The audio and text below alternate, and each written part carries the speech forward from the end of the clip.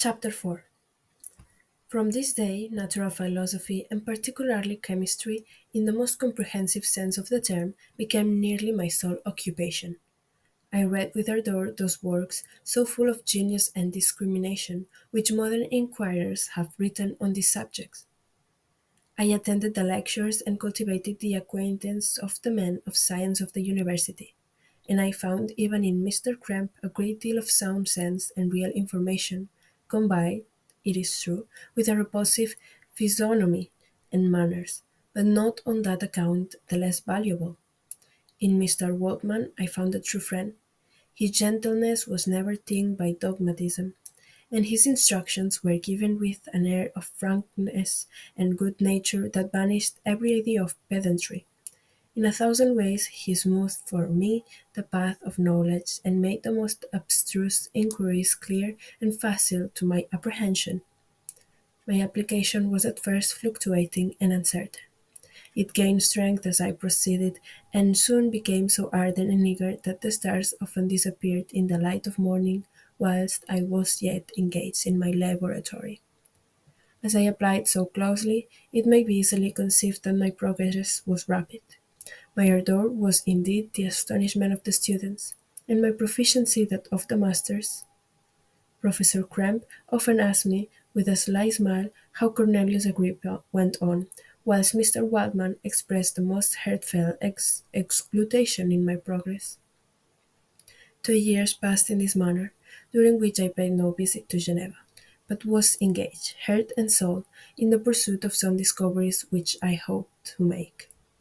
None but those who have experienced them can conceive of the enticements of science. In other studies you go as far as others have gone before you, and there is nothing more to know. But in a scientific pursuit there is continual food for discovery and wonder. A mind of moderate capacity which closely pursues one study must infallibly arrive at great proficiency in that study. And I, who continually sought the attainment of one object of pursuit, was was solely wrapped up in this, improved so rapidly that at the end of 2 years I made some discoveries in the improvement of some chemical instruments, which procured me great esteem and admiration at the university.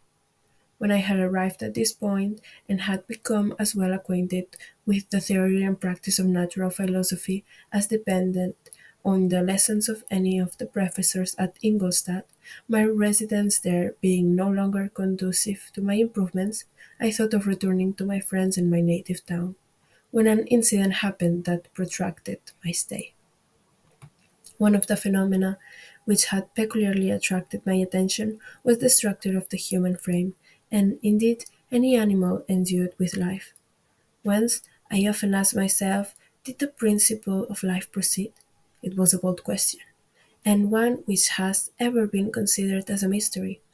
Yet, with how many things are we upon the brink of becoming acquainted, if cowardice or carelessness did not restrain our inquiries, I revolved these circumstances in my mind, and determined thenceforth to apply myself more particularly to those branches of natural philosophy which relate to physiology. Unless I had been animated by an almost supernatural enthusiasm, my application to this study would have been irksome and almost intolerable. To examine the cause of life, we must first have recourse to death. I became acquainted with the science of anatomy, but this was not sufficient. I must also observe the natural decay and corruption of the human body. In my education, my father had taken the greatest precautions that my mind should be impressed with no supernatural horrors. I do not ever remember to have trembled at the tale of superstition or to have feared the apparition of a spirit. Darkness had no effect upon my fancy, and a churchyard was to me merely the receptacle of bodies deprived of life, which, from being the seat of beauty and strength, had become food for the worm. Now I was led to examine the cause and progress of this decay, and forced to spend days and nights in vaults and charnel houses. My attention was fixed upon every object the most insupportable to the delicacy of the human feelings. I saw how the fine form of man was degraded and wasted. I beheld the corruption of death succeed to the blooming cheek of life. I saw how the worm inherited the wonders of the eye and brain. I paused, examining and analyzing all the minutiae of causation, as exemplified in the change from life to death and death to life, until from the midst of this darkness a sudden light broke in upon me. A light so brilliant and wondrous, yet so simple, that while I became dizzy with the immensity of the prospect which it illustrated, I was surprised that among so many men of genius who had directed their inquiries towards the same science, that I alone should be reserved to discover so astonishing a secret. Remember, I am not recording the vision of a madman. The sun does not more certainly shine in the heavens than that which I now affirm is true. Some miracle might have produced it, yet the stages of the discovery were distinct and probable. After days and nights of incredible labor and fatigue, I succeeded in discovering the cause of generation and life. Nay, more, I, be- I became myself capable of bestowing animation upon lifeless matter. The astonishment which I had at first experienced on this discovery soon gave place to delight and rapture. After so much time spent in painful labor, to arrive at once at the summit of my desires was the most gratifying consummation of my toils. But this discovery was so great and overwhelming that all the steps by which I had been progressively led to it were obliterated, and I beheld only the result. What had been the study and desire of the wisest men since the creation of the world was now within my grasp. Not that, like a magic scene, it all opened upon me at once. The information I had obtained was of a nature rather to indirect my endeavors so soon as I should point them toward the object of my search than to exhibit that object already accomplished. I was like the Arabian who had been buried with the dead and found a passage to life, aided only by one glimmering and seemingly ineffectual light. I see by your eagerness and the wonder and hope which your eyes express, my friend, that you expect to be informed of the secret with which I am acquainted. That cannot be. Listen patiently until the end of my story, and you will easily perceive why I am reserved upon that subject. I will not lead you on, unguarded and ardent as I then was, to your destruction and infallible misery. Learn from me, if not by my precepts, at least by my example. How dangerous in the acquirement of knowledge, and how much happier that man is who believes his native town to be the world, than he who aspires to become greater than his nature will allow. When I found so astonishing a power placed within my hands, I hesitated a long time concerning the manner in which I should employ it. Although I possessed the capacity of bestowing animation, yet to prepare a frame for the reception of it, with all its intricacies of fibers, muscles, and veins, still remained a work of inconceivable difficulty and labor. I doubted at first whether I should attempt the creation of a being like myself, or one of simpler organization, but my imagination was too much excited by my first success to permit me to doubt of my ability to give life to an animal as complex and wonderful as man. The materials at present within my command hardly appeared adequate to so arduous an undertaking, but I doubted not that I should ultimately succeed. I prepared myself for a multitude of reverses. My operations might be incessantly baffled, and at last my work may be imperfect. Yet, when I considered the improvement which every day takes place in science and mechanics, I was encouraged to hope my present attempts would at least lay the foundations of future success. Nor could I consider the magnitude and complexity of my plans as any argument of its impracticability. It was with these feelings that I began the creation of a human being, as the minuteness of the parts formed a great hindrance to my speed. I resolved, contrary to my first intention, to make the being of a gigantic stature, that is to say, about 8 feet in height, and proportionably large. After having formed this determination and having spent some months in successfully collecting and arranging my materials, I began. No one can conceive the variety of feelings which bore me onward, like a hurricane in the first enthusiasm of success. Life and death appeared to me ideal bounds which I should first break through and pour a torrent of light into our dark world. An auspicious would bless me as its creator and source. Many happy and excellent natures would owe their being to me. No father could claim the gratitude of his child so completely as I should deserve theirs. Pursuing these reflections, I thought that if I could bestow animation upon lifeless matter, I might, in process of time, although I now found it impossible, renew life where death had apparently devoted the body to corruption. These thoughts supported my spirits. While I pursued my undertaking with unremitting ardor, my cheek had grown pale with study, and my person had become emaciated with confinement. Sometimes, on the very brink of certainty, I failed, yet still I clung to the hope which the next day or the next hour might realize. One secret which I alone possessed was the hope to which I had dedicated myself, and the moon gazed on my midnight labors, while, with unrelaxed and breathless eagerness, I pursued nature to her hiding places.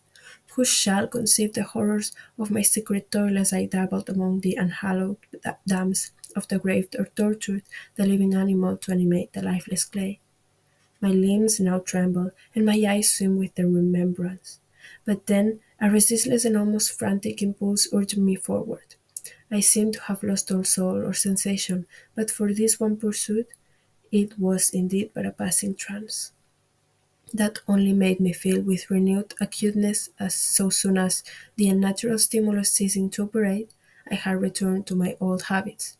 I collected bones from charnel houses and disturbed with profane fingers the tremendous secrets of the human frame, in a solitary chamber, or rather cell, at the top of the house, and separated from all the other apartments by a gallery and staircase. I kept my workshop of filthy creation. My eyeballs were starting from their sockets in attending to the details of my employment. The dissection room and the slaughterhouse furnished many of my materials, and often did my human nature turn with loathing from my occupation, whilst, still urged on by an eagerness which perpetually increased, I wrote my work near to a conclusion. The summer months passed while I was thus engaged, heart and soul, in one pursuit. It was a most beautiful season. Never did the fields bestow a more plentiful harvest or the vines yield a more luxuriant vintage, but my eyes were insensible to the charms of nature, and the same feelings which made me neglect the scenes around me caused me also to a time. I knew my silence disquieted them, and I will remember the words of my father. I know that while you are pleased with yourself, you will think of us with affection, and we shall hear regularly from you. You must pardon me if I regard any interruption in your correspondence as a proof that your other duties are equally neglected. I knew well, therefore, what would be my father's feelings, but I could not tear my thoughts from my employment, loathsome in itself, but which had taken an irresistible hold of my imagination. I wished, as it were, to procrastinate all that related to my feelings of affection until the great object, which swallowed up every habit of my nature, should be completed. I then thought that my father would be unjust if he ascribed my neglected to vice or faultiness on my part, but I am now convinced that he was justified in conceiving that I should not be altogether free from blame. A human being in perfection ought always to preserve a calm and peaceful mind, and never to allow passion or a transitory desire to disrupt his tranquillity. I do not think that the pursuit of knowledge is an exception to this rule. If the study to which you apply yourself has a tendency to weaken your affections and to destroy your taste for those simple pleasures in which no alloy can possibly mix, then that study is certainly unlawful, that is to say, not befitting the human mind. If this rule were always observed, if no man allowed any pursuit whatsoever to interfere with the tranquillity of his domestic affections, Greece had not been enslaved, Caesar would have spared his country, America would have been discovered more gradually, and the empires of Mexico and Peru had not been destroyed. But I forget that I am moralizing in the most interesting part of my tale, and your looks remind me to proceed. My father made no reproach in his letters, and only took notice of my salience by inquiring into my occupations more particularly than before. Winter, spring, and summer passed away during my labors, but I did not watch the blossom or the expanding leaves, sights which before always yielded me supreme delight. So deeply was I engrossed in my occupation. The leaves of that year had withered before my work drew near to a close, and now every day showed me more plainly how well I had succeeded. But my enthusiasm was checked by my anxiety, and I appeared rather like one doomed by slavery to toil in the mines, or any other unwholesome trade than an artist occupied by his favorite employment. Every night I was oppressed by a slow fever, and I became nervous to a most painful degree. The fall of a leaf startled me, and I shunned my fellow creatures as if I had been guilty of a crime. Sometimes I grew alarmed at the wreck I perceived that I had become. The energy of my purpose alone sustained me. My labors would soon end, and I believed that exercise and amusement would then drive away incipient disease. And I promised myself both of these when my creation should be completed.